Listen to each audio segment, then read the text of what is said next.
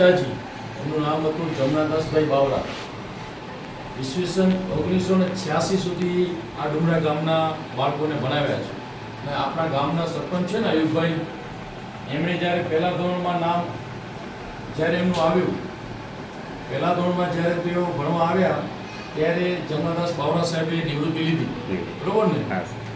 આટલા વર્ષો પછી, લગભગ આજે 40 વર્ષ થવા આવ્યા, કિશોર 40 વર્ષ થયા આજે.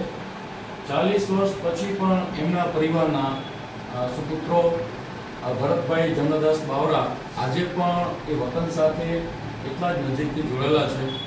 તો હું ખરેખર એમને અભિનંદન આપું છું. આટલા વર્ષો પછી એમની પિતાજીની જે કર્મભૂમિ હતી એમને તેઓ ભૂલ્યા નથી, અને આજે અહીં ભણતા બાળકોને અહીંની કર્મભૂમિને તેઓ અહીંની શાળાના બાળકોને નોટબુકો આપી અને તેઓ આ રીતે યાદ કરી રહ્યા છે. તો આપણે સૌથી પહેલાં આપણે જમનાદાસભાઈ બાવરા સાહેબના સમસ્ત પરિવારને, ભરતભાઈ બાવરા અને પરિવારજનો માટે જોરદાર તાળીઓ કરી. હંમેશા એમના વિશે અમારા ક્લસ્ટરના સીઆરસી એવા કિશોરસિંહ રાઠોડ સાહેબ, જેઓ આ જ ગામમાંથી ભણ્યા છે, આગળ વધ્યા છે અને અત્યારે તેઓ ક્લસ્ટરનું નેતૃત્વ કરી રહ્યા છે.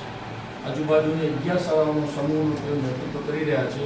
એમના પાસેથી પણ પરિવારનો પરિચય મળ્યો છે. આપણા ગામના સરપંચ આયુબભાઈ પણ આ શાળા પ્રત્યે હંમેશા એમની મીઠી નજર રહેતી હોય છે.